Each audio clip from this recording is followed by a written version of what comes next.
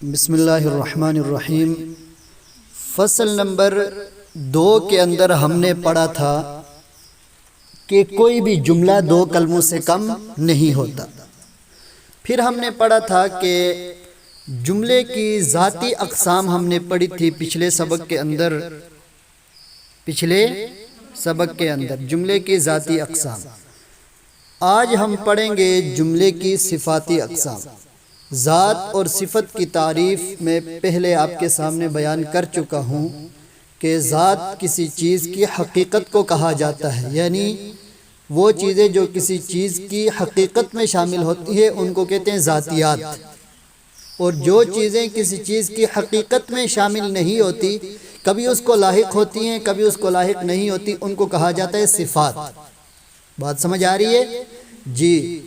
تو جملہ با اعتبار صفات کے 6 قسم کا ہوتا ہے۔ نمبر 1 مبینہ، نمبر 2 معللہ، نمبر 3 معترضہ، نمبر 4 مستأنفہ، نمبر 5 حالیہ اور نمبر 6 معطوفہ۔ نمبر 1 مبینہ۔ مبینہ وہ جملہ ہوتا ہے جو اپنے سے پہلے جملے کو کھول کر بیان کرے، یعنی جو اپنے سے پہلے جملے کی خوب وضاحت کرے۔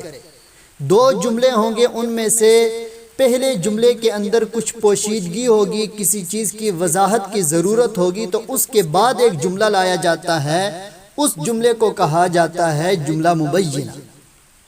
اس جملے کو کیا کہا جاتا ہے؟ جملہ مبینہ۔ اور جملہ مبینہ اپنے سے پہلے جملے کی وضاحت کرتا ہے، جو اس کے اندر پوشیدگی ہوتی ہے اس کو دور کر دیتا ہے۔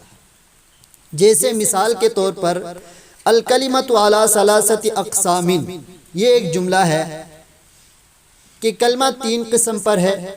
اب وہ 3 قسمیں کون سی ہیں؟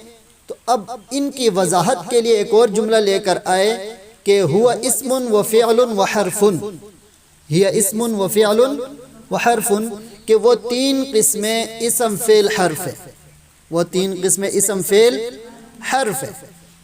بات سمجھ آ رہی ہے جی؟ تو اب اس دوسرے جملے نے ہی اسم و فعل و حرف نے اپنے سے پہلے جملہ الکلمۃ علی ثلاثۃ اقسام کی کیا کی ہے؟ وضاحت کی ہے۔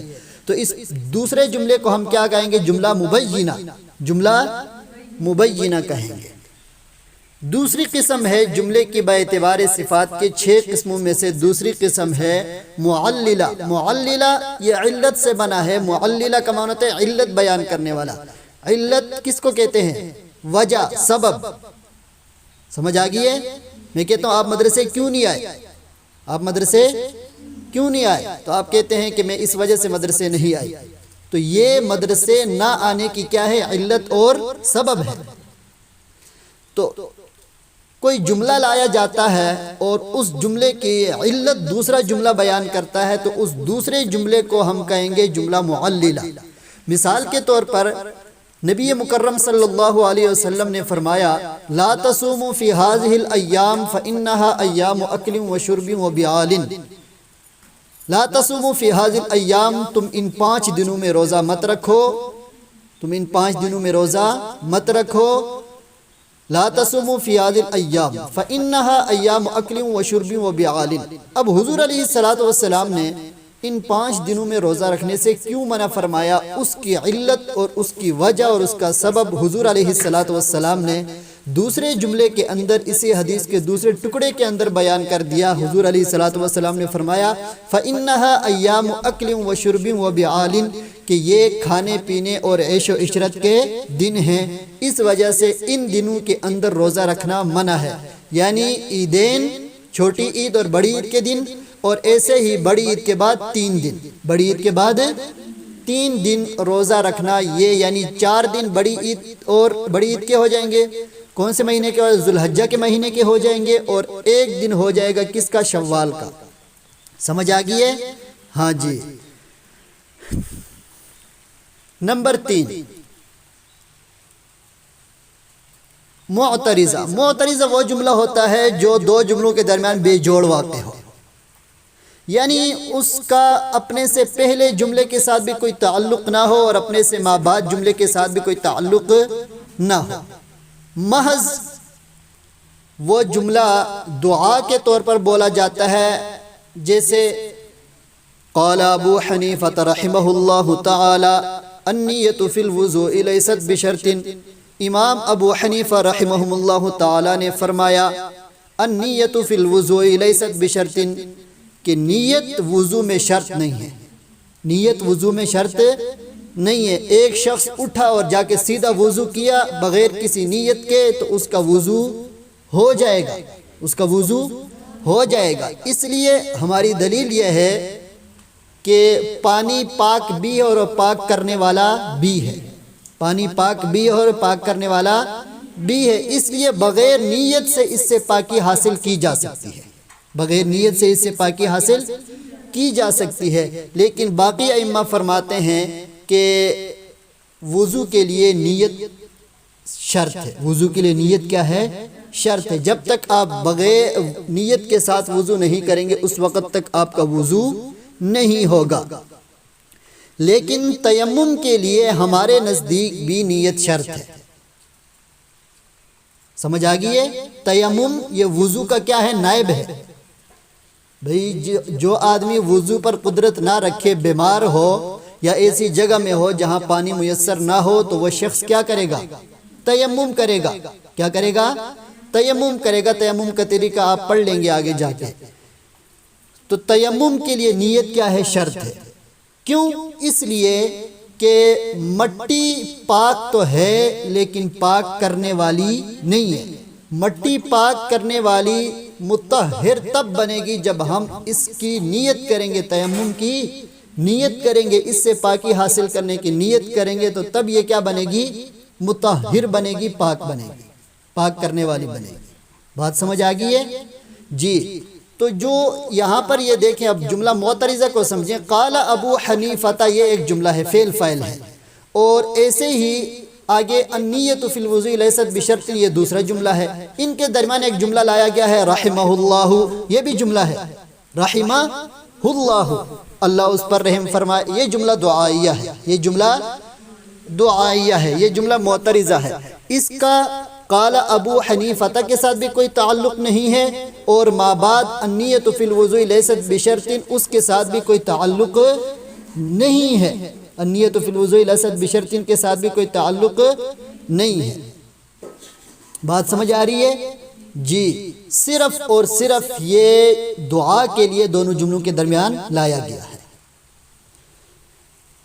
کتنی قسمیں ہو گئی؟ 3۔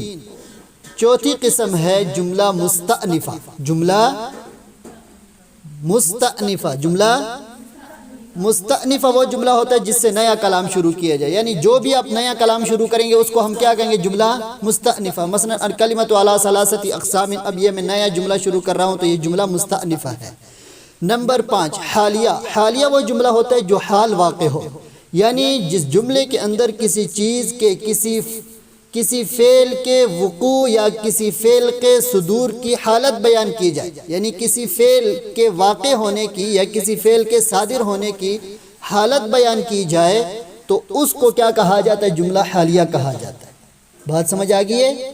جی بعض اوقات فعل کے صادر ہونے کی حالت بیان ہوتی ہے، اور بعض اوقات فعل کے واقع ہونے کی حالت بیان ہوتی ہے، اور بعض اوقات دونوں کی حالت بیان ہوتی ہے۔ سمجھ آ گئی ہے؟ جی اس لیے جو جملہ حال ہوتا ہے وہ کبھی فاعل کی حالت کو بیان کرتا ہے، کبھی مفعول کی حالت کو بیان کرتا ہے، اور کبھی دونوں کی حالت کو بیان کرتا ہے۔ بات سمجھ آ رہی ہے؟ جیسے جاءنی زید وہو راکب، آیا میرے پاس زید اس حال میں کہ وہ سوار تھا، اس حال میں کہ وہ سوار تھا۔ اب یہاں پر زید کے آنے کی حالت بیان ہو رہی ہے کہ زید سے آنے والا فعل کس حالت میں صادر ہوا ہے؟ رکوب کی حالت میں۔ کس حالت میں؟ رکوب کی، یعنی سوار ہو کر زید میرے پاس آیا ہے، پیدل نہیں آیا ہے۔ بات سمجھ آ گئی ہے؟ ہاں کتنی قسمیں ہو گئی ہیں؟ 5۔ چھٹی قسم ہے معطوفہ۔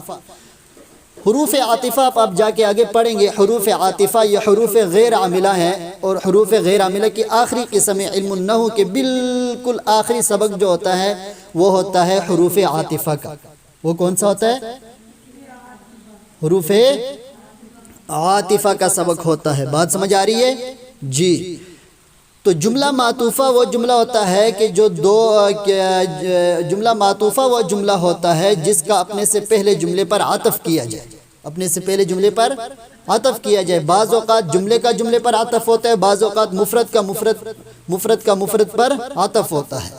جیسے جاءنی زید و ذہب عمر، اب یہ ذہب عمر یہ جملہ معطوفہ ہے، اس کا عطف پیچھے جاءنی زید، اور درمیان میں کیا ہوا ہے؟ واو حرف عاطفہ، واو حرف عاطفہ آیا ہوا ہے۔ سمجھ آ گئی ہے؟ ایسے ہی واو بھی حرف عاطف ہے، اور اس کے علاوہ اور بھی بہت سارے حروف عاطفہ ہیں جو آپ پڑھیں گے تو آپ کو پتہ چل جائے گا کہ یہ جملہ کیا ہے؟ معطوفہ ہے۔ بات سمجھ آ گئی ہے؟ جی۔